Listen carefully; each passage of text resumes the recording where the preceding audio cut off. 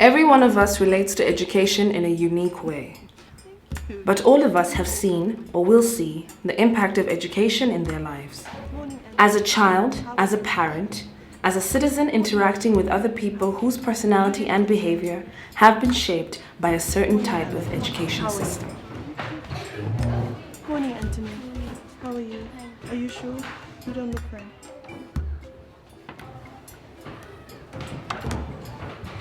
Morning, Kaya. Morning. How are you? Good.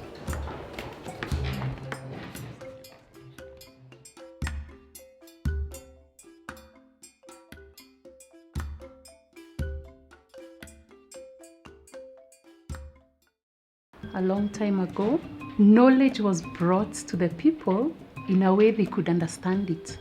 And one of those ways was using images. There was all kinds of ways of putting knowledge in a way it could be interpreted by the people. Nitagwo Paulina Njoki, na njũkĩte cukuru ũyũ, na nĩ cukuru ndawĩrirĩirie, na ngĩona atĩ ciana ingĩthomera cukuru ũyũ irĩ na ũũgĩ, na nĩ ciana ikwendana, na nĩ ciana cia mĩthemba yothe. The 84 system cannot be compared with this school here, because what I saw them being taught is very different from other schools.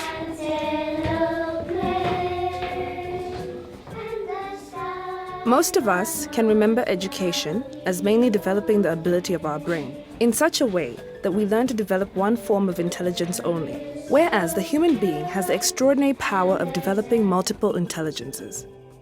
We look for many skill sets in people we employ. But I think more importantly, as the world gets more competitive, we're looking for independent people. We're looking for creative people. We're looking for people who are self-motivated.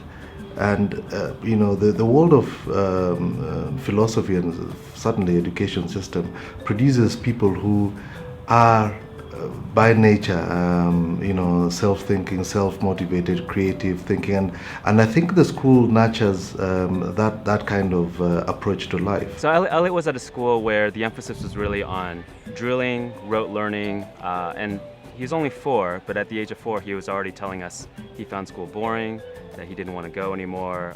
Learning, before he'd even really started to learn anything, it ceased to be fun. And that's what we love about Waldorf, is he comes here, it's fun, he looks forward to being with his friends, he's excited to see his teachers, he tells us about the things that he's making, he tells us his stories, he invents new stories, he comes home with dirt on his face from playing outside, and so that's what we really love about this experience for him. We had tried, our children were in the local system, and we were able to compare, to look at how the concepts were being passed. I felt they were not really understanding the concepts. A world of education also gives room for creativity. If it's crafts, the child himself gets to create their own image and put it there, and the end result is beautiful to them. So it's not picking one thing and everyone does the same, but everyone has the chance to do what they do best and what comes from within them. Well, I think as an artist, one thing I wish I'd had more of was an opportunity to be more to explore more as a child. I sort of came into art slowly. I mean, I did piano lessons as a child, but it was always sort of in a way extracurricular, and you always want to be in a situation where that part of a child is being harnessed from the beginning. If education is about bringing forth what is within, then it should do more than just focusing on our mind, but also empower our heart and our hands. Educating the head, the heart, and the hands is what Waldorf education is all about. In Waldorf education, we give the children the time and the space to learn, to explore. So there's no pressure, there's no time crunch, there's no it must be like this. We really let the children have space and time to explore the environment, to learn and to discover. And I think that really helps them to love learning, this positive engagement with the environment. And I mean, in my class, the sound that we have, our learning sound is, oh, like as the children see it for themselves, it's like, that's what it is, or that's what's behind it. We came from Denmark and our kids went to a Waldorf school there, and the transition they make, even though they didn't speak a word of English or Kiswahili. They come in the same flow, there's the same rhythm, there's the same wooden toys, and that they work in the garden, that they cut their own food, that they wash their own bowls. It's a very Kenyan translation of Steiner here compared to what the translation was in Denmark, and that's the beauty of it. It is very evident that the children who are going through the Waldorf system are coming out well-rounded, as opposed to those who are going through the system that we have, whereby so long as you attain the grades, you are said to have succeeded, but in reality, you cannot actually fit in the community. In Waldorf, we'd grown up in a way that you're taught to be one. You grow up in an individual entity. You're developed here, and everybody is together. We work together. It's a unity. You know, when children start school, there's a sense of abandonment almost. They're almost fraught with that sense of abandonment. And as a first-time mom at the time, I remember thinking, I don't want my daughter to feel that. What I found here was this very beautiful, gradual, natural process that I could not have been happier for. You know, hearing a child every single morning singing before she went to school, singing as she's going to the bathroom, singing as... That just fills a parent's heart with joy because you know that they're happy in the place that they are. What a child experiences in the first 7 years sets a foundation for life. Using different activities or different forms of doing it, it shows this child is getting ready. Involving the whole part of the child is very important for this child learning because you involve their whole body, their heart rate. It's amazing when you involve everything and their weakness comes in. During these years, childhood should be a free place with no fear for the future. The little child up to the age of 7, up to the change of teeth, is essentially imitative. He learns by doing what he sees being done around him. All activities of a child's early years are imitations.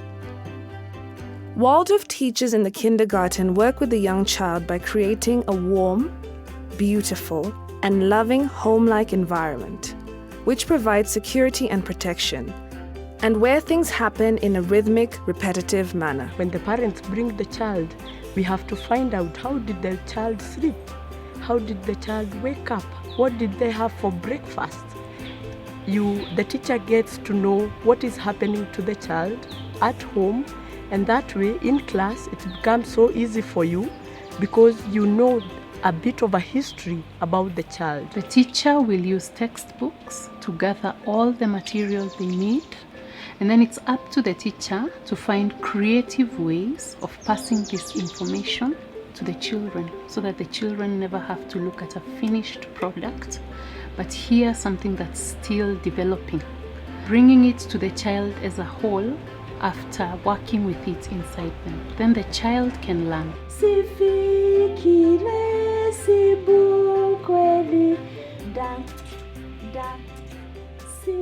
In the kindergarten, telling stories, dancing, singing, and celebrating, which form the roots of human culture all over the world, feed the inner being of the young child as they bring color, magic, form, music, pictures, creativity, curiosity, and a comforting wisdom that has stood the test of time. Very tired, she went outside and she sat. These experiences are further deepened through arts and craft, such as painting, drawing, modeling, singing, and music playing. When our children came to Nairobi Waldorf School, children were allowed to be children again.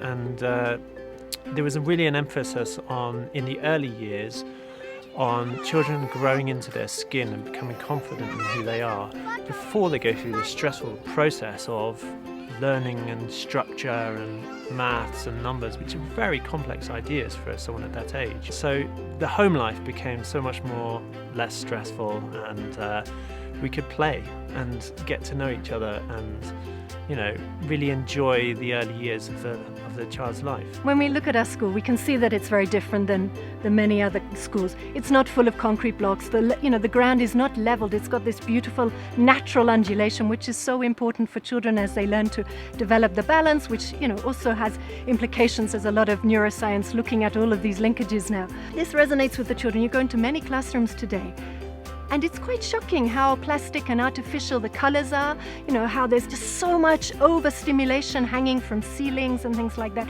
how leveled the ground is, and they're concrete environments or bricked environments. And I don't feel that's a stimulating environment in which to learn in. The young child between the age of 0 to 7 naturally moves, and Waldorf education takes that into account and allows children to be in movement, both in space but also internally. For example, when you tell a story, they're listening, they're having movements by making and creating images in them. So this external and internal movement, which naturally happens for them, is mirrored, and that carries on throughout the curriculum up to high school. Discipline in the early years can only be understood in terms of guidance. Rhythm, example, and consistency go a long way towards preventing discipline problems. Waldorf teachers know that children learn by imitation and always correct them through their own example and with positive and creative statements rather than commands. Creative discipline in Waldorf, it's like redirecting the energy. Like if there's a lot of energy, maybe with the boys also because they have lots of energy, they can help also in the garden, like helping the baboons we have in the compound, pushing the wheelbarrows, picking up the leaves. With that, they are able to let the extra energy out. If it's hitting, drums are interesting, they are exciting. So if the teacher also is part of the, not like they are put aside, like you've done this wrong, you need to be aside, they are not set aside, but also being put together, they drum together, they produce beautiful music, and from there they know their hands, their feet are not just for hitting, for kicking, but they can do other beautiful things with them. The classroom control that teacher Irene exhibits, amazing. I love the way that she gently redirects the children. If they're throwing sand, sand doesn't have wings, it shouldn't be flying. The free play, in which children act out scenarios of their own creation, helps them to experience many aspects of life. In a Waldorf curriculum, play is the important work of children. That is how we get to know, is that child really developing? Is their imagination? The main reason why a child will have to turn 7 in class 1 is that very important physical, emotional, social, and cognitive developments in the child are short-circuited if intellectual learning begins too early.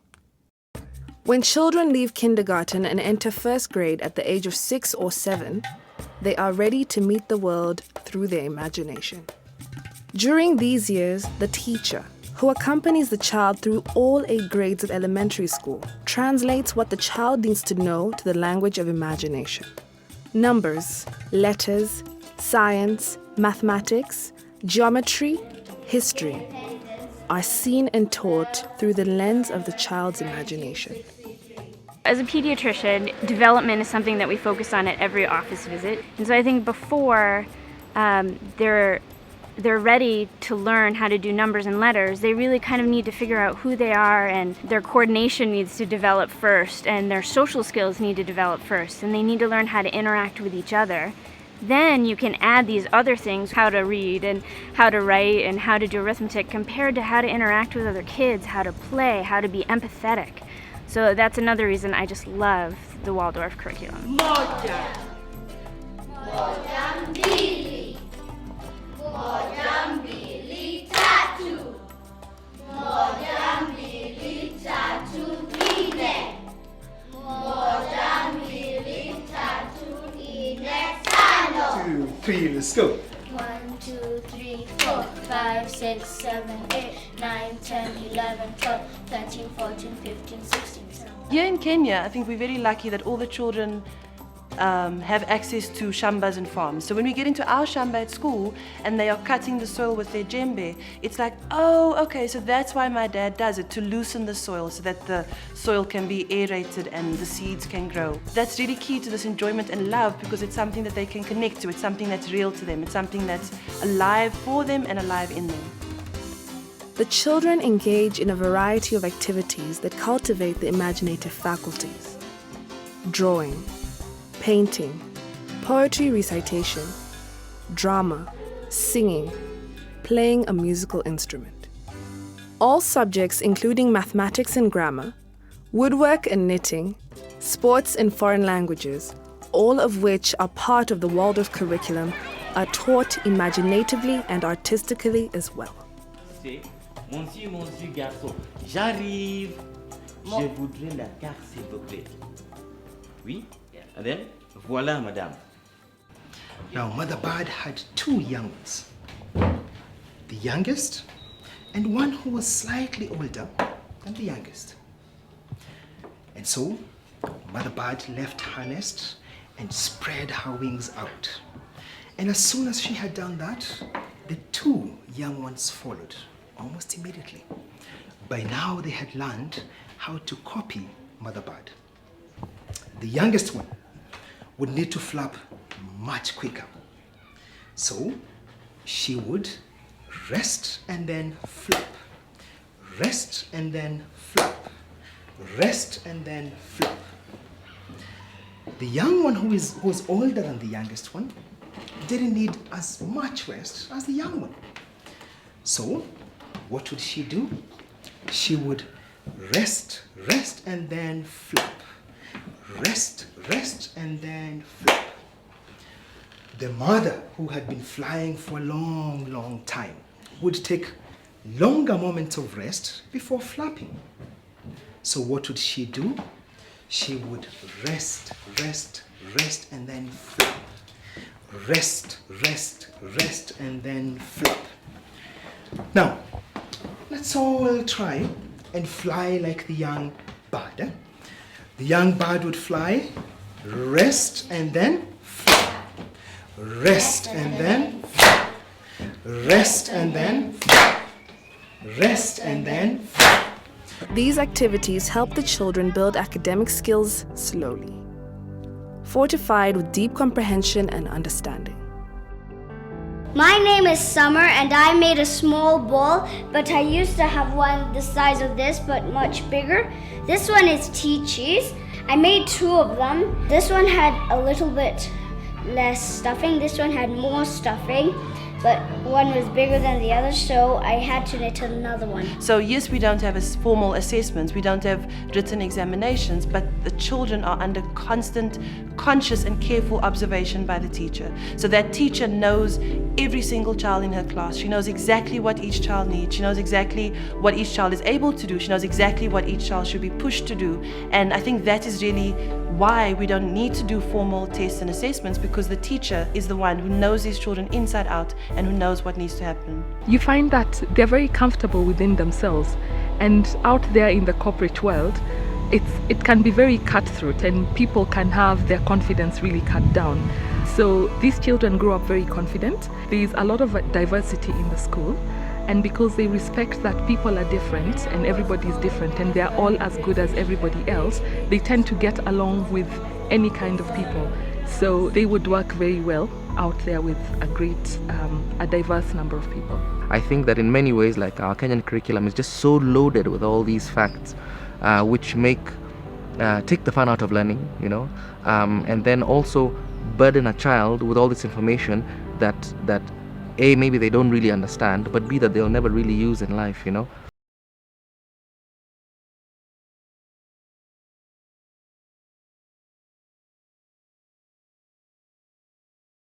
Handwork, and this is a handwork verse that comes out of local history, hunters and gatherer communities. It can fit, they can learn it, and then we'll use it in our handwork lesson. One lesson goes over to another lesson as well, so that what you do in the different lessons have relationship to the other lessons. Not that we start doing geography now and then we shut off from geography and now we do English, but there's a relationship between the English, the writing that you're doing. Even you see maths, because they're measuring. They've been taught how to measure the edge of the paper so that they get a regular margin around. So even maths is entering into what they're doing now. As we begin to understand more and more about some of the way the brain does learn, which is still a There's still a huge unknown about that. I think there's more and more coming out about the role of movement in stimulating different neural pathways and making sure that we don't just have one superhighway, which when you're looking at creative problem solving, you need to have many different pathways to go along, and all of these different creativities, they build different skill sets which stimulate the brain to build different neural pathways. There's all kinds of forms of visual arts: drawing, coloring, painting, using line drawing, shading, all those kind of things, and then later on black and white drawing, pastel work.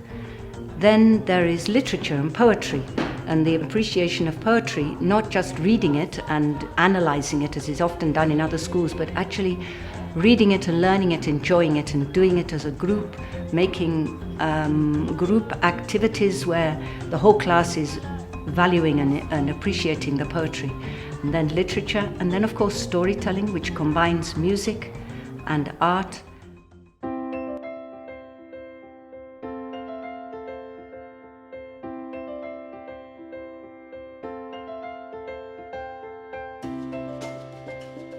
My son has become a human being.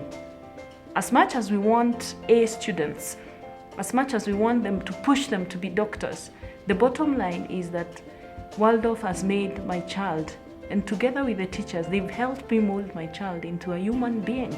And the parents are involved in making sure that the school runs properly. It's the first school ever where parents run the school actually, where parents make decisions. And we have very many activities that I really enjoy. You cannot afford to miss a Waldorf activity. Sababu watoto naita mimi babu, walikuwa mtoto ya sister yangu ndio ilikuwa imeanza kuita mimi babu.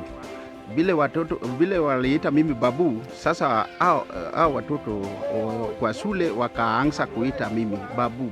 Kwanza nikuja asubuhi, lazima ni make sure kiwanja iko mzuri pale kwa watoto wangu kuchezea, sababu ni wajukuu wangu kama. We are doing on organic foods, purely organic foods, because we get suppliers who supply us directly from the shambas, like from Kiambu, from Limuru, at times even at Tanzania, like the potatoes. And we are really trying to have healthy kids, but who are also happy. So we try to play around with the foods, like give them what they want, but nutritious. According to me, to my wife, what you have seen here, children are taught how even to make their food, to arrange their utensils, their clothes, and they are 844 years only to read at the writing, nothing else they don't know.